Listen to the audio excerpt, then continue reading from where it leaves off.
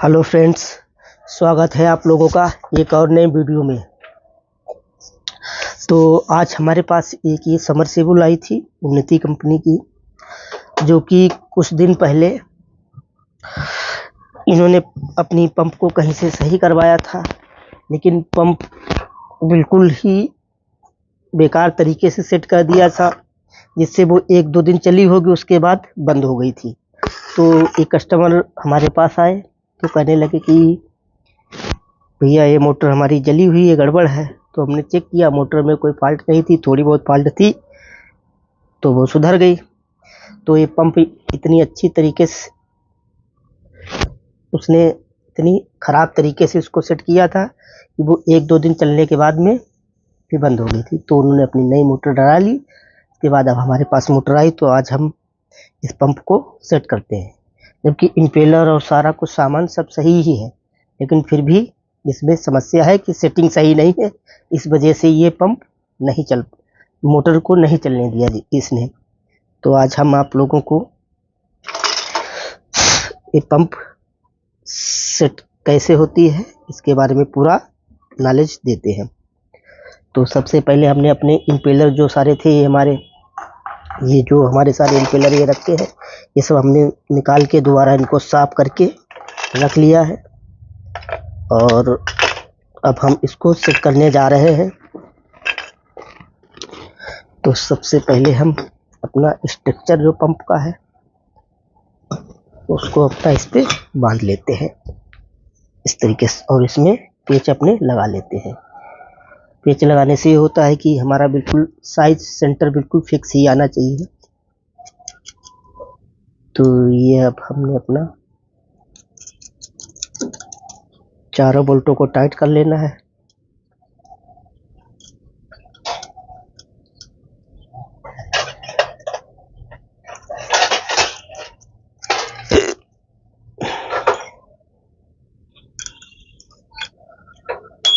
तो ये पंप का स्ट्रक्चर हो गया है।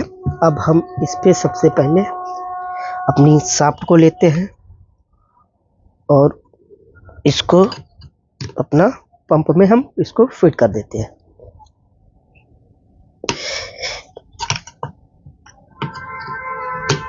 ये हमारा पंप का शाफ्ट लग गया है।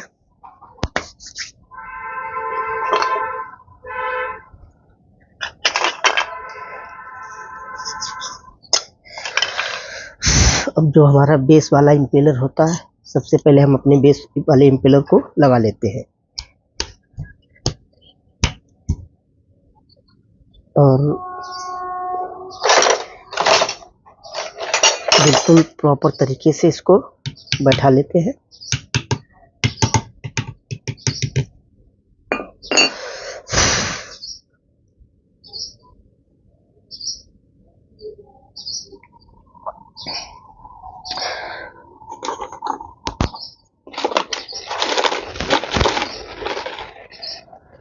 अब सबसे पहले हम अपना इम्पेलर इस पे रख के देखते हैं।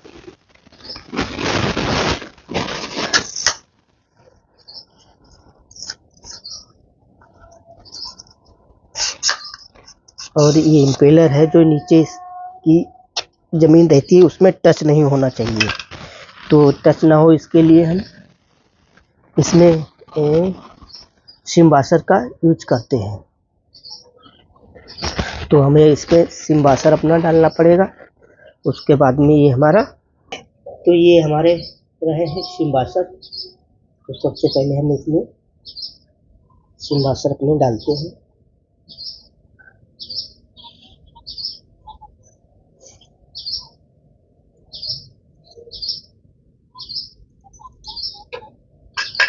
अब इम्पेलर को लगा के देखते हैं।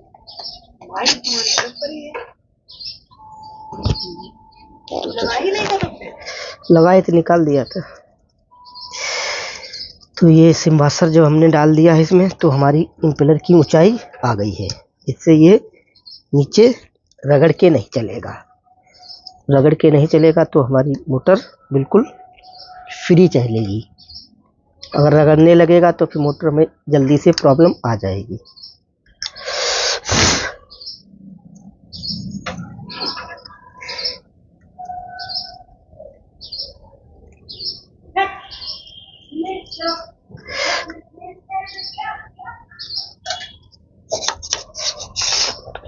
एक सी बसर और हम अपना डाल लेते हैं।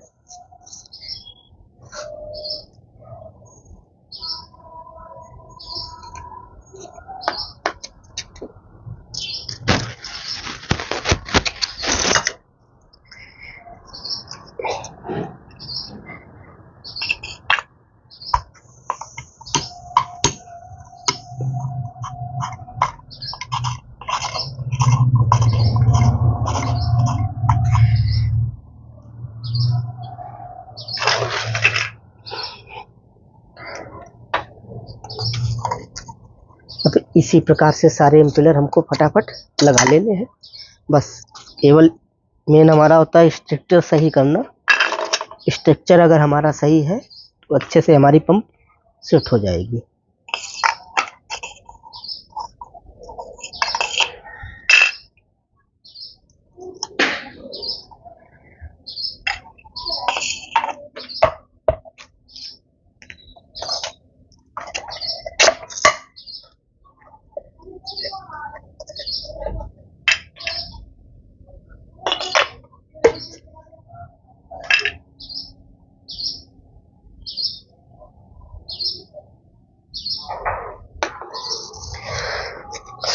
सारे इम्पेलर इसी क्रम से फटाफट अपने हम सारे लगा लेते हैं।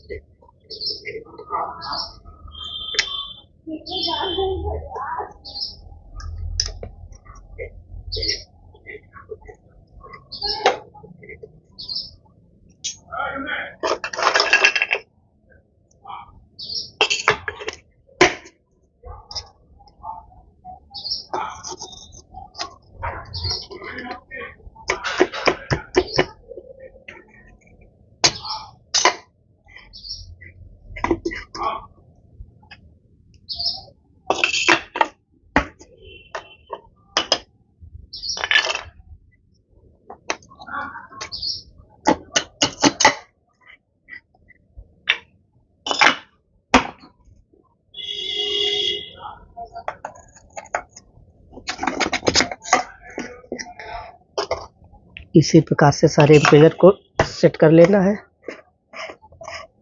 और पंप बिल्कुल हमारी फ्री घूमनी चाहिए।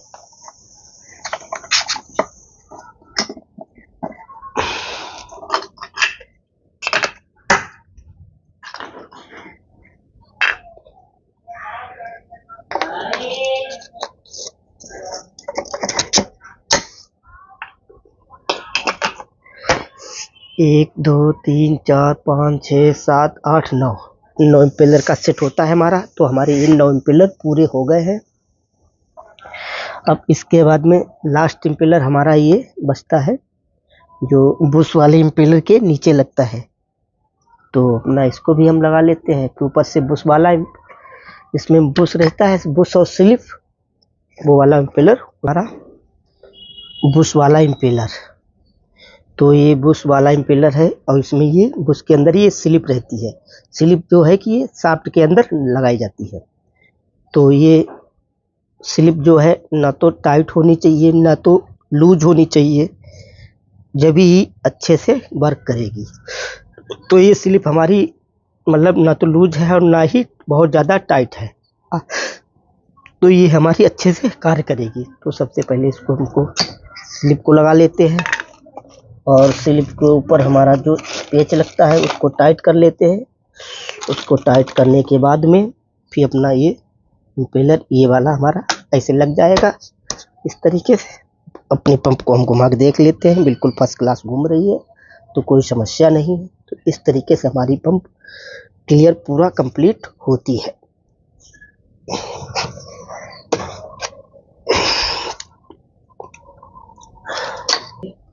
स्लिप को शाफ्ट के ऊपर इस तरीके से लगाया जाता है और इसी स्लिप को ये बुश में हमारी चलती है, इससे ये हमारा सेंटर सही रहता है। ये लूज हो जाए या कट जाए तो समस्याएं आने लगती है। तो सबसे पहले हम अपना एसी को लगा लेते हैं।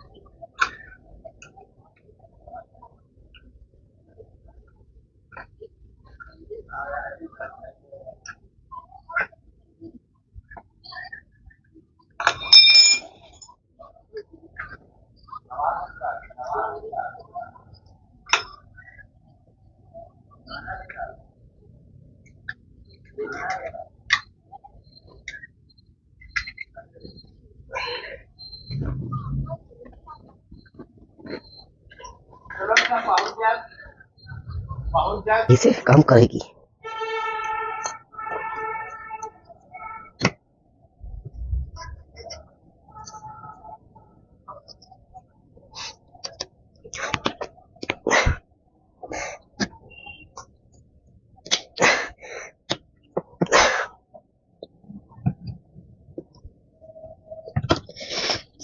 अभी हमारा चाबी अच्छे से बैठ गया है।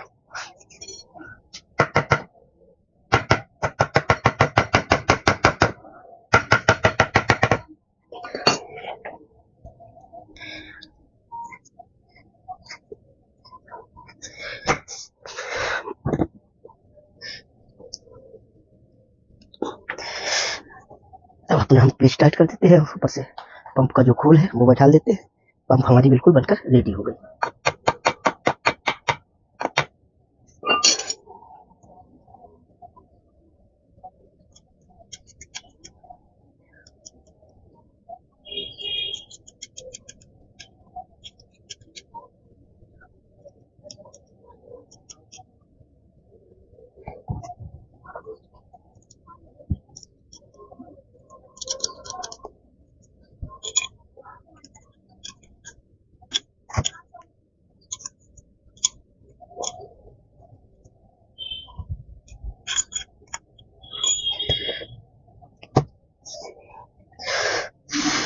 हो जाती है तो हमको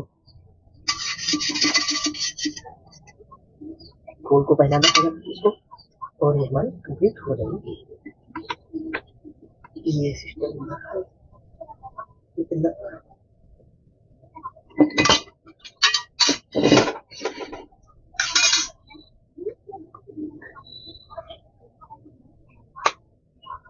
तो मेरा वीडियो एडिटिंग नहीं सिखा कर दे।